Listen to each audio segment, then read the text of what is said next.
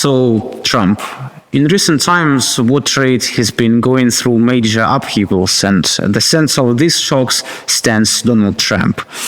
His new tariff policy looks like an attempt to put the United States at the heart of the new global trading system, in which every country will have to negotiate with America rather than the other way around.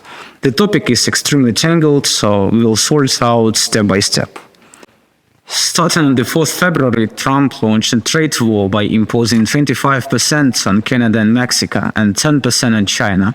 Officially, this was framed as the fight against drug trafficking, but in reality it was a short-term pressure tool for extracting concessions, something confirmed by the swift removal of the tariffs on Mexico and Canada the very next day, after their governments met Trump's conditions on the border and other issues.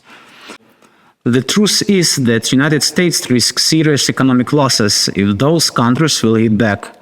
Canada supplies 60% of the crude oil the US imports, about $150 billion a year, and exports auto parts worth $200 billion. If Canada had imposed counter tariffs, it would have lost roughly $87 billion, while the US economy would have lost $70 billion, and the car price inside the United States could rise by $250 till $3,000 per vehicle. The same applies to Mexico, whose two-way trade with the US reaches $700 billion. Mexico could respond symmetrically and inflicted 70 till 80 billion in damage on American business. The US auto industry is especially vulnerable, importing more than $100 billion in components from Mexico. Against China, 10–15% tariffs were introduced on energy products and farm machinery, raising US exports costs by $3.5 to $4 billion, while China itself could lose about $15 billion because of the American duties. However, it should be remembered that Beijing is extremely diverse in its supplies, weakening the United States' position in the future. At the same time, the S&P 500 index, which tracks the 500 largest US companies, showed rapid growth, indicating an overheated market. Adding tariff-induced economic pressure could have caused American companies to lose a significant share of their capitalization.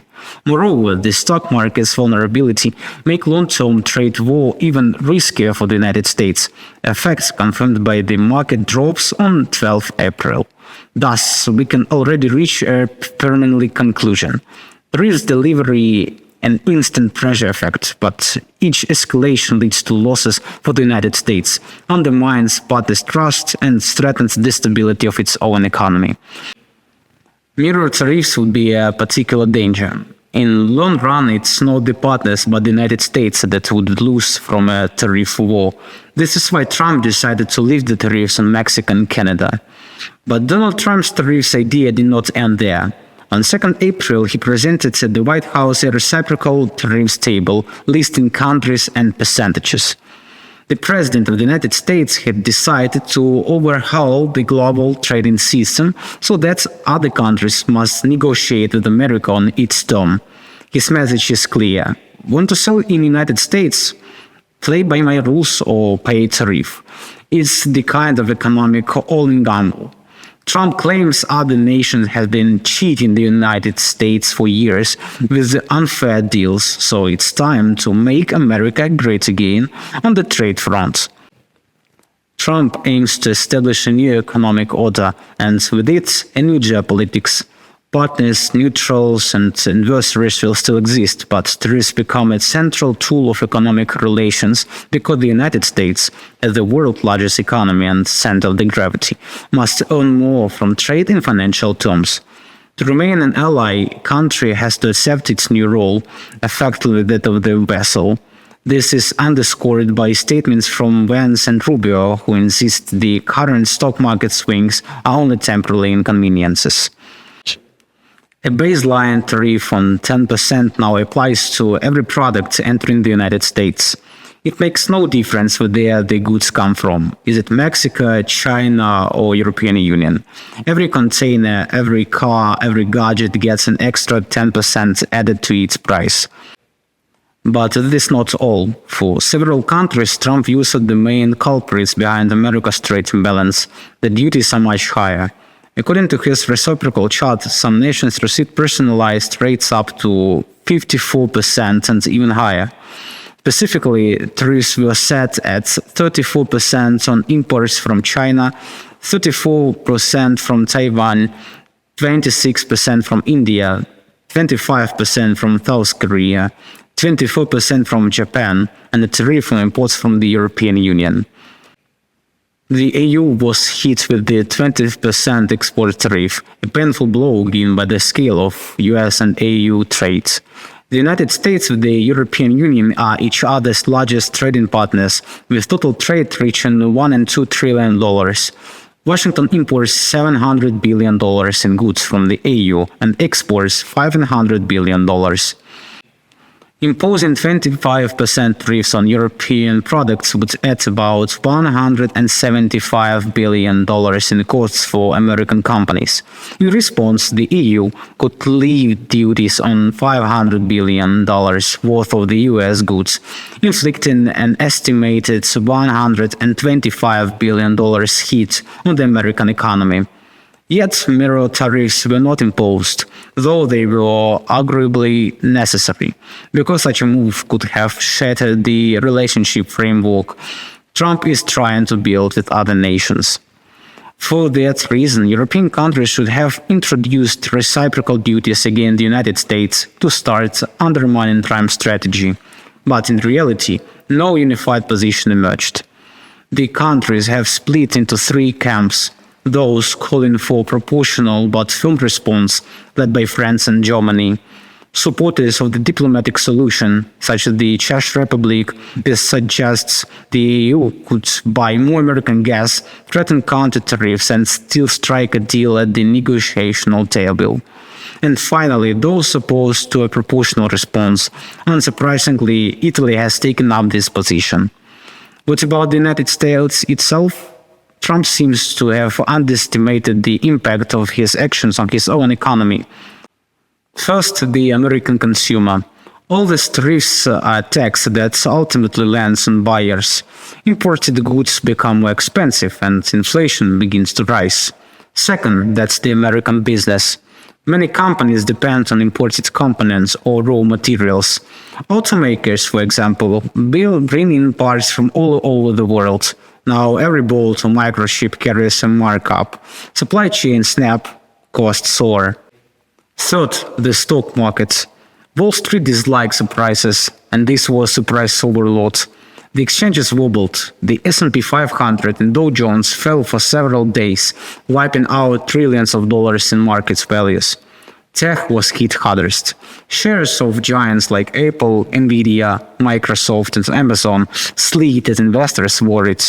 If Apple can't cheaply import iPhones from China, what happens to its profits? Estimates suggest that Magnificent Seven tech companies lost more than $2 trillion in market value after the tariffs were announced. In response to the chaos, a touch of panic emerged in global politics.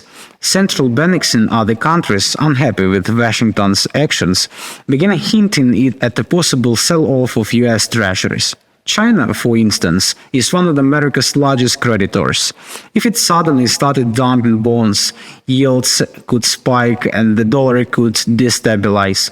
Confidence in US financial stability is under threat. At the peak of the tariff war on 9th April, Trump reversed course. After the market plunk and businesses' outcry, the president announced a 90-day pause for the most countries. The extra duties, about 10% on the EU, Canada, Japan, and other, are suspended for 3 months. The baseline 10% remains, but the additional tariffs are deferred. He presented the pause as the strategic move to give negotiations a chance, insisting it had been his plan all along: scare everyone first, then reward those who didn't strike back. Treasury Secretary Bessent even said this was the plan from the very beginning, to create maximum leverage for talks. In practice, it looks like this. Trump imposed tariffs and waited for countries to start negotiating and come to him. According to open resources, 75 countries entered the talks, while the biggest players chose to fight back. The EU drafted minor duties, and China imposed its own. The chief reason for suspending the tariffs was the escalating duel between United States and China, which turned into a personal showdown between Xi Jinping and Donald Trump. Xi made it clear he would not bow to Trump's will, because the United States and China are the world's two largest trading partners. The tariffs immediately began to bite both economies. Tariffs on Chinese goods shot up to astronomical levels, first 10%, then 20%, then an extra mere 34%, for a total of 54%. Washington still wasn't done. It cranked the duty on Chinese imports for 125%, and with the earlier leaves included, the effective rate hit 145%. China answered in kind, symmetrical and sharp. Beijing first slapped a 34% tariff on all US goods, then raised it to 84%, and eventually to 125%. Chinese officials openly called America's tariffs policy a joke, while the Minister of Commerce said the United States must come to its sense and scrap the duties. The fallout is already clear. Because the United States relies heavily on Chinese imports, the traffic stings Americans more. Yet export-oriented China also suffered major losses, especially given its current economic weakness. Beijing's attempts to reroute production through Southeast Asia only push up the final cost of Chinese goods. On 13 April, the Trump administration announced it was lifting tariffs on electronics, smartphones, laptops, microchips, chip-making equipment, and other gadgets. All are exempt of the new duties. The move followed intense pressure from big businesses. Trump, who enjoys close ties with major executives, yielded. Apple led the charge. In February, it pledged $500 billion in US investments over 4 years and promised jobs. The scene remembered Trump's first term, when Apple made similar promises and iPhone was spared from tariffs. Now, too, Trump praised Apple for trying very hard to localize production and rewarded it by scrapping duties on its products. Officially, the exemption justified by national security and the need to avoid shortages of critical tech. But the real driver is corporate pressure and fear for the economy. Even Chinese officials called it a small step to correct a mistake. Trump has finally grasped that iPhones won't magically start rolling off US assembly lines overnight. Gadget manufacturing isn't corn farming. You can't relocate it in a day. So for now, iPhones and laptops will keep coming from China tariff-free, thanks to Donald. So by mid-April, this situation looks like this. Trump launched a large-scale tariff offensive. The world struck back. Markets wobbled. The president stepped back a little, but the fight goes on. Trump will likely have to keep rolling back his tariff campaign. The biggest question is China. Beijing's diplomats have already begun reaching out of the government's targets by Trump's duties, sending letters that call for cooperation.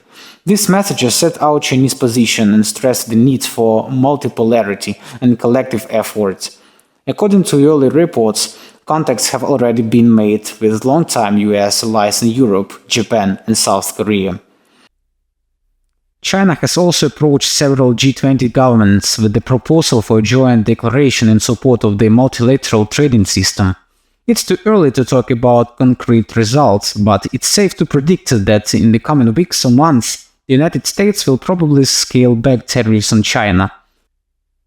Business pressure at home and Beijing's diplomacy moves are stronger than Washington's appetite for a protest fight.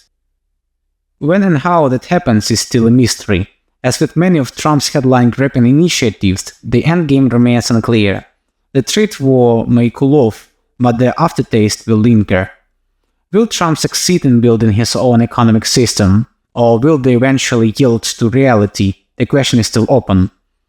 All we can do is watch Donald Trump balance between the image of the Superman who beats everyone and the cold shower of economic facts. What do you think?